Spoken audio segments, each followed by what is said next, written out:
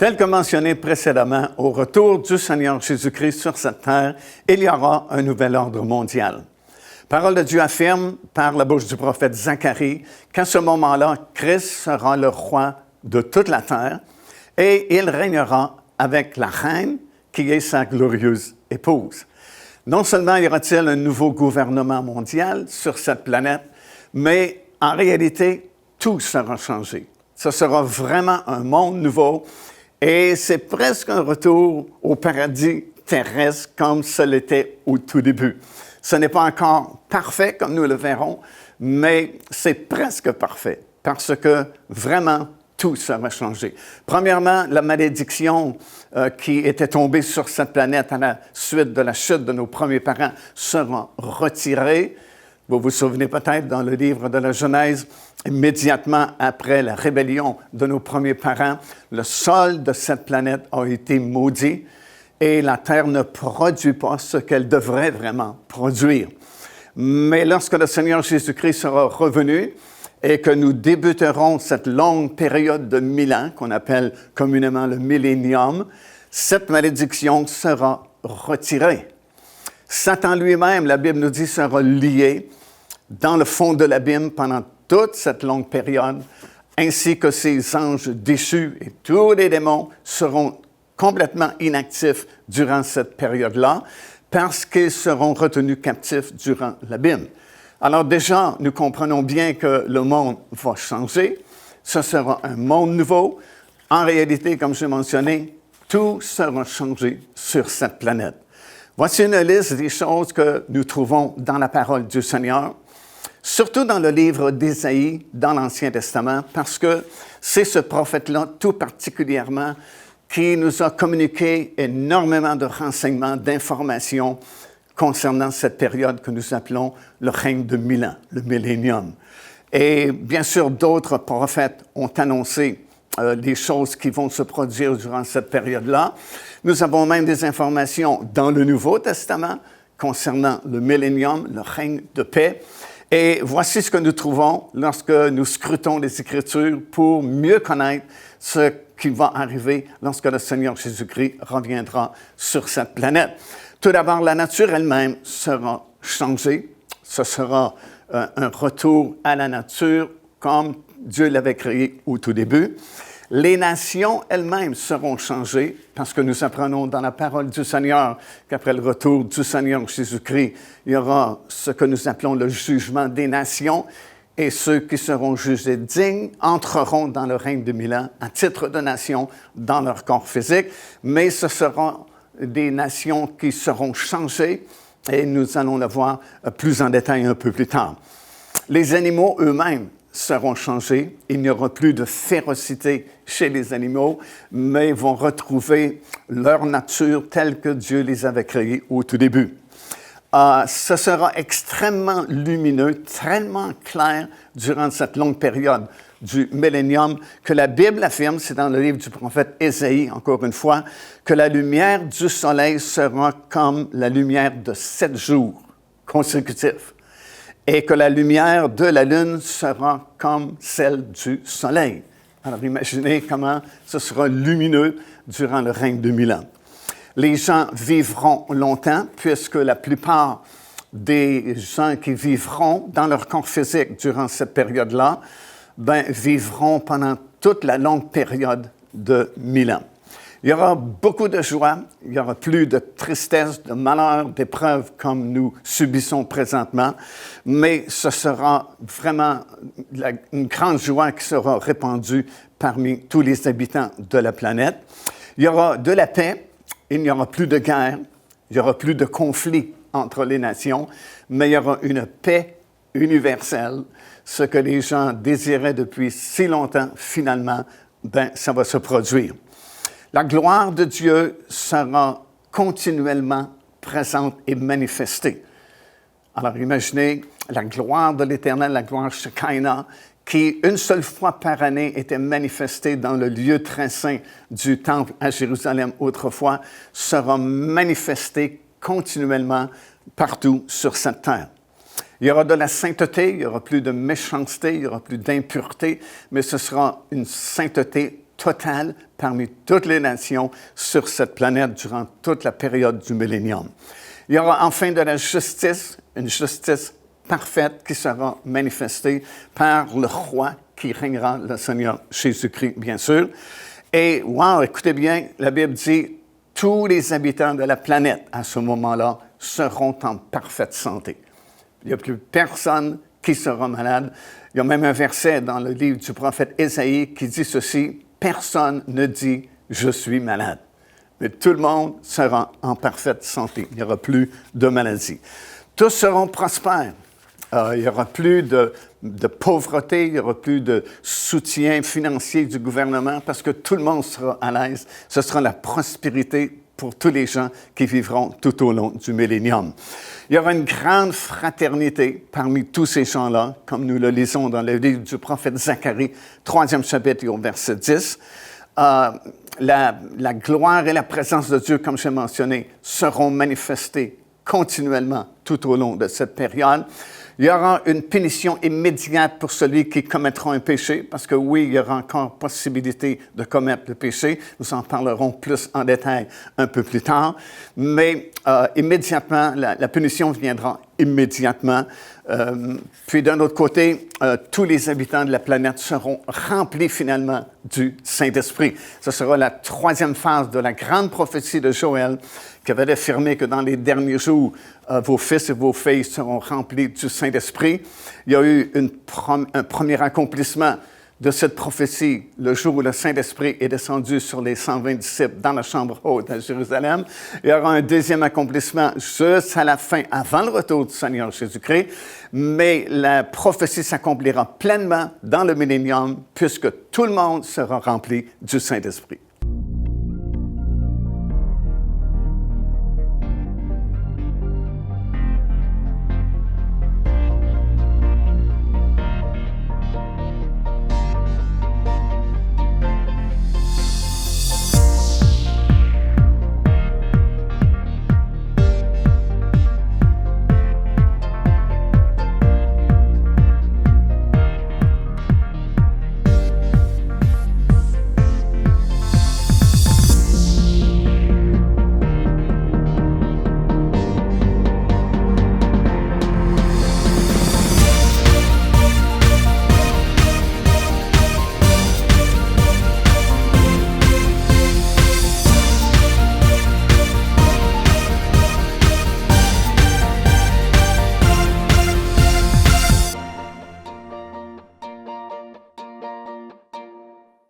Alors, examinons tous ces changements un par un et nous verrons que vraiment, durant le millénium, tout sera changé. Ce sera comme une vie nouvelle. Imaginez déjà, le Seigneur Jésus-Christ lui-même, en personne, sera ici, sur cette planète, régnera à partir de ce 4e temple qui sera construit surnaturellement sur le sommet de la montagne de Sion. Et tout vraiment sera changé. Tout d'abord, comme on a mentionné, la nature elle-même ne sera pas comme celle que nous voyons aujourd'hui. Dans Romains, le chapitre 8, commençant au verset 19, nous lisons ces paroles. L'apôtre Paul dit « Aussi la création attend-elle avec un ardent désir la révélation des fils de Dieu. Car, dit-il, la création a été soumise à la vanité, non de son propre gré, mais à cause de celui qui l'y a soumise, avec l'espérance qu'elle aussi sera affranchie de la servitude de la corruption, pour avoir part à la liberté de la gloire des enfants de Dieu. Or, nous savons que jusqu'à ce jour, la création tout entière soupire et souffre les douleurs de l'enfantement. Et ce n'est pas elle seulement, mais nous aussi, qui avons les prémices de l'Esprit, nous aussi nous souffrons en nous-mêmes en attendant l'adoption, la rédemption de notre corps. Alors, ce que l'apôtre Paul nous dit ici, c'est que la nature elle-même est sous le poids de la condamnation qui était tombée sur cette planète en la suite de la chute de nos premiers parents. C'est-à-dire que la nature que nous voyons aujourd'hui, elle peut être très belle. C'est certain, il y a de très beaux paysages, il y a de très beaux pays, des endroits magnifiques sur cette planète. Mais ce n'est rien en comparaison de la nature telle que Dieu l'avait créée au tout début. Et à cause de la condamnation qui est tombée sur cette planète, comme nous venons de lire, la nature elle-même, elle est comme prisonnière de cette condamnation-là. Elle a perdu de sa beauté originelle et elle soupire en elle-même. Elle soupire et elle attend, comme l'apôtre Paul dit, la manifestation des enfants de Dieu. Présentement, et ce sera de la même façon jusqu'au retour du Seigneur Jésus-Christ, les fils et les filles de Dieu ne sont pas vraiment reconnus sur cette planète. En réalité, la Bible dit que le monde, c'est comme un ennemi de la foi, un ennemi de l'Église, et puis c'est certain qu'il ne faut pas s'attendre à être vraiment reconnu par le système de ce monde. Mais un jour, les fils de Dieu, les filles de Dieu seront pleinement révélés et ce sont eux qui dirigeront avec le Seigneur Jésus-Christ les affaires de ce monde. Et c'est pourquoi la parole de Dieu nous informe que la nature elle-même soupire et elle attend la révélation des fils de Dieu, alors qu'elle pourra retrouver sa liberté et retrouver sa beauté originale telle que Dieu l'avait créée. Bien sûr, cette nature a été déchue à la suite de la condamnation qui est venue sur cette planète à cause du premier péché qui a été commis, cette rébellion dans le Jardin d'Éden. Le sol lui-même a été maudit, mais durant le règne de 1000 ans, cette malédiction sera retirée, elle sera enlevée, et déjà la nature pourra reprendre sa beauté telle que Dieu l'avait créée au tout début. Il y aura beaucoup d'arbres qui existeront durant le règne de 1000 ans, mais certains arbres spéciaux seront créés puisqu'ils produiront un fruit qui servira à garder les nations en santé. En réalité, ce que le prophète Ézéchiel nous enseigne dans ses prophéties, c'est qu'alors que le Seigneur Jésus-Christ sera revenu sur cette terre, vous savez, les choses non seulement vont changer dans la nature, chez les êtres humains, chez les animaux, mais il y a énormément de choses surnaturelles qui se produiront. Par exemple, il y a un 4e temple qui existera tout au long du règne de 1000 ans, qui sera créé instantanément par la parole du Seigneur Jésus-Christ. Tout comme Dieu avait créé ce monde au tout début, Dieu a parlé et les choses ont existé. Un 4e temple sera construit surnaturellement et la Bible nous informe carrément que c'est lui-même, le Seigneur Jésus-Christ, qui le créera. Et de ce temple, sous ce temple, en fait, et par une de ses portes, sortira une nouvelle rivière d'eau limpide qui se séparera en 2 bras. Un bras se jettera dans la mer Méditerranée qui existera toujours durant le règne de 1000 ans. Et l'autre bras se jettera dans la mer Morte. Et la Bible dit ces eaux, soudainement, miraculeusement, seront assainies.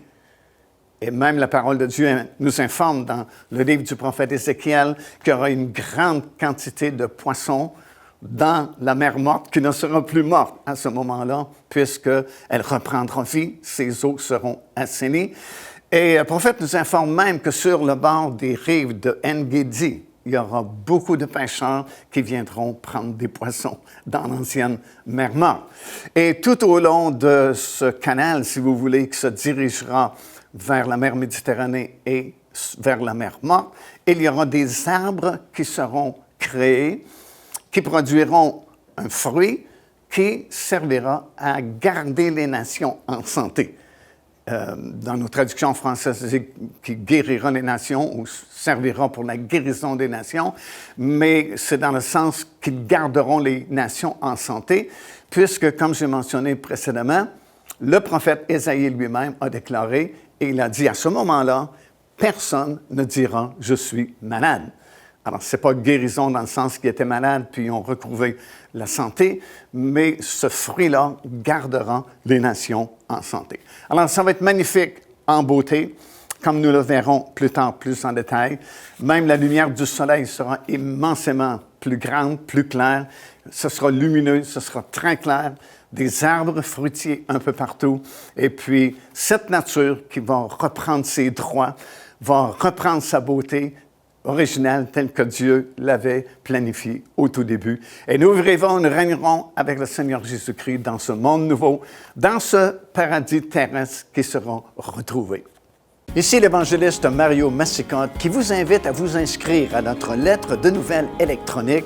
Et pour ce faire, il suffit de visiter notre site web au www.paindevie.org et tout en haut à la droite de votre écran, vous allez voir cet onglet sur lequel vous cliquez et vous vous inscrivez tout simplement. Ça vous permettra de recevoir des nouvelles du ministère de Pain de Vie et en même temps recevoir le bon enseignement de la parole de Dieu. Faites-le donc aujourd'hui même.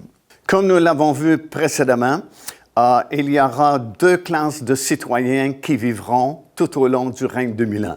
Tout d'abord, bien sûr, les rachetés de l'Éternel. À ce moment-là, ils seront tous ressuscités, autant ceux de l'Ancienne Alliance que ceux de la Nouvelle Alliance. Tous les rachetés de l'Éternel, de toutes les époques, de toutes les générations, seront ressuscités à ce moment-là et seront dans leur corps glorieux. Mais il y aura également des nations qui repeupleront la terre, qui, elles, seront dans leur corps physique. Nous apprenons dans l'Évangile de Matthieu, dans le 25e chapitre, et commençant au 31e verset, qu'au retour du Seigneur Jésus-Christ, Dieu enverra ses anges aux quatre coins de la planète afin de rassembler tous les survivants des 7 années de tribulation. Ils seront rassemblés dans cette grande vallée qui sera créée justement au retour du Seigneur Jésus-Christ, alors que ses pieds se poseront sur le sommet de la montagne des Oliviers. La Bible dit que cette montagne se séparera par le milieu, se fendra en deux, et une très grande vallée sera formée, et la toute petite montagne de Sion deviendra, comme le prophète Ésaïe nous le dit, dans son chapitre, dans le 2e chapitre plutôt, la plus haute montagne du monde. Et sur cette montagne sera construit le 4e temple, la ville de Jérusalem qui sera restaurée. Alors c'est à cet endroit que tous les survivants parmi les nations, survivants aux 7 années de tribulation, seront rassemblés. Et si vous regardez dans votre Bible, dans Matthieu chapitre 25, juste au début du 31e verset, habituellement, c'est écrit « Jugement des nations ». C'est là que les nations seront jugées afin de savoir qui sera digne de participer, d'entrer, de vivre dans le règne de 1000 ans à titre de nation, dans leur corps physique. Et les deux classes de citoyens cohabiteront durant la longue période du millénium. Et ça sera facile de discerner entre les deux groupes, puisque les rachetés de l'Éternel, eux, seront lumineux.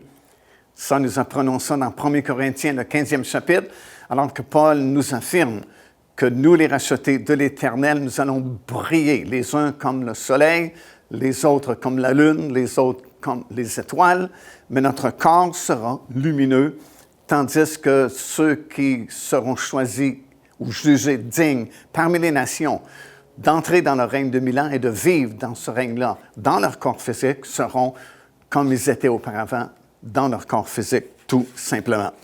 Alors, ces derniers seront choisis, comme j'ai mentionné, parmi tous les survivants aux 7 années de tribulation.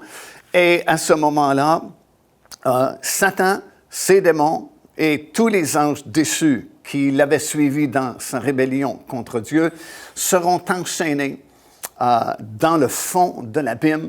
Et pendant toute cette longue période, imaginez, il n'y aura plus d'épreuves, il n'y aura plus de tentations, il n'y aura plus de malheur. Il n'y a rien de tout ce que l'ennemi faisait et fait encore aujourd'hui.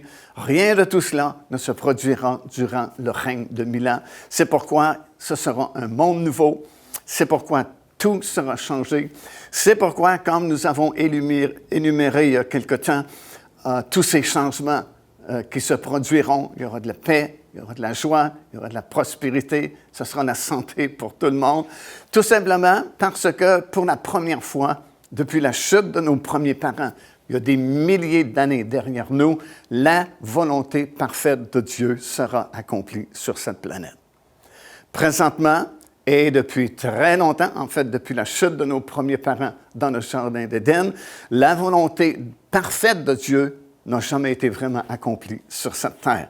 Pourquoi? Parce qu'il y avait un ennemi, avec ses anges déchus, avec tous ses démons, qui troublaient, semaient le trouble, attaquaient, et puis causaient tous ces troubles, ces peines, ces tribulations, ces luttes, ces malheurs que le monde a expérimentés depuis des milliers d'années.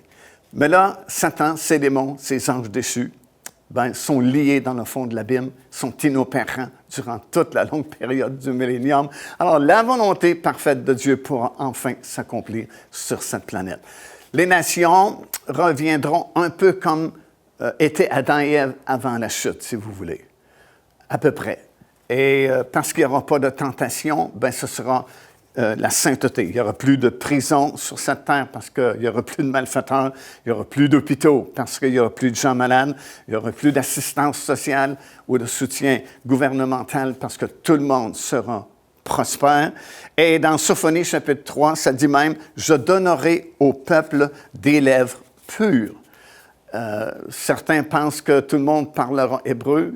Ils interprètent ce texte-là de cette façon-là, parce que Ben Yehuda avait ramené la langue hébreu en Israël, parce que lorsqu'il y a eu la recréation de l'État d'Israël en 1948, on a retrouvé tout ce qu'Israël avait perdu. Mais peu importe, ce que nous savons, c'est qu'il y aura de la sainteté parmi ces nations-là, parce qu'ils auront des lèvres pures que Dieu leur donnera. Procurez-vous cet enseignement disponible dès maintenant sur notre site web au www.paindevie.org. En visitant notre boutique web, vous pourrez commander ou même télécharger les enseignements. Vous trouverez aussi plusieurs autres produits contenant des centaines de sujets pour votre édification.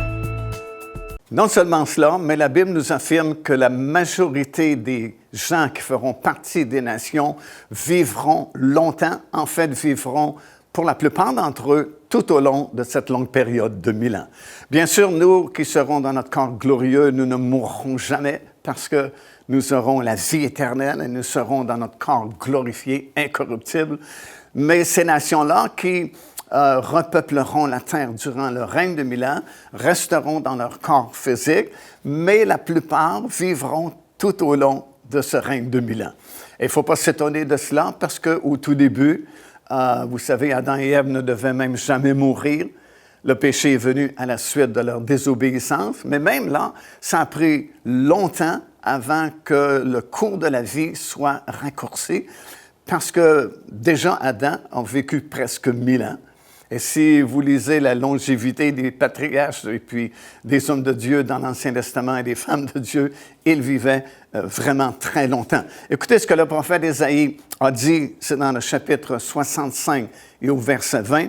Il a dit « Il n'y aura plus ni enfant, ni vieillard qui n'accomplissent leur jour, car celui qui mourra à 100 ans sera jeune, et le pécheur âgé de 100 ans sera maudit. » Malgré que Satan sera lié, comme j'ai mentionné, et que les démons également et les anges déchus, les gens qui vont repeupler la terre durant la période du millénium vont garder quand même leur nature humaine. Et même s'il n'y a plus de tentation, même si Satan n'est pas là pour inciter au mal, à cause de cette vieille nature humaine, il y aura possibilité pour certaines personnes parmi les nations de commettre le péché durant le millénium. Parce que, évidemment, ce ne sera pas encore la perfection totale. Ce ne sera pas encore le monde totalement parfait. Ce monde complètement parfait viendra après la période du millénium, alors que ce sera la fin, le ciel va se dérouler comme un livre, la terre va s'enfuir afin d'être rénovée par le feu. Il y aura le grand trône blanc qui sera suspendu dans le vide, dans les airs entre le ciel qui ne sera plus là puis la terre qui ne sera plus là non plus. Et tous les autres morts, ceux qui n'ont pas été ressuscités parce qu'ils faisaient partie des rachetés de l'Éternel, vont revenir quand même à la vie, seront jugés devant ce grand trône blanc et leur destination finale sera l'étang ardent de feu. Et après cela, il y a un nouveau ciel et une nouvelle terre qui sera créée. Il n'y aura plus de temple et Dieu lui-même en personne va venir habiter cette planète avec le Seigneur Jésus-Christ et le Saint-Esprit. Et ce sera uniquement les rachetés de l'Éternel qui seront sur cette terre dans leur corps glorieux. Dieu gardera quand même un spécimen de la race humaine que nous verrons probablement un peu plus tard, comme c'est mentionné dans les Écritures. Mais durant le millénium, ce n'est pas encore cette perfection-là. Les gens sont encore dans leur nature humaine et pourront commettre un péché. Toutefois, le péché sera puni immédiatement. La sentence sera exécutée sur le champ même et ces personnes-là qui pécheront seront exterminées, descendront rejoindre tous les autres morts qui seront toujours dans le séjour des morts et seront là jusqu'à la fin du règne de 1000 ans, comme je viens de mentionner. Durant la période du millénium, ces nations-là devront suivre les ordonnances du gouvernement mondial qui sera dirigé par le Seigneur Jésus-Christ lui-même. Il n'y aura qu'un seul gouvernement mondial dont le siège social, dont le complexe administratif sera sur le sommet de cette nouvelle montagne de Sion qui sera élevée au-dessus de toutes les montagnes, comme dit le prophète Ésaïe. Bien sûr, il y aura des gouvernements des nations, il y aura des maires, des mairesses, des directeurs, des gouverneurs chez les nations du monde, mais elles seront soumises au gouvernement central du Seigneur Jésus-Christ à Jérusalem. Et toutes ces nations-là devront venir à certains moments, comme par exemple à la fête des tabernacles, qui sera encore célébrée durant la période du millénium. Bien, à cette occasion, à la fête des tabernacles, toutes les nations devront monter à Jérusalem pour venir adorer le roi de toute la terre. Et la parole de Dieu dit, par exemple, c'est dans Zacharie 14e chapitre, versets 16 jusqu'à 19, « Tous ceux qui resteront de toutes les nations venues contre Jérusalem monteront chaque année pour se prosterner devant le roi, l'Éternel des armées. » Et le prophète ajoute ceci, pour célébrer, bien sûr, la fête des tabernacles. « S'il y a des familles de la terre qui ne montent pas à Jérusalem pour se prosterner devant le roi, l'Éternel des armées, la pluie ne tombera pas sur elle.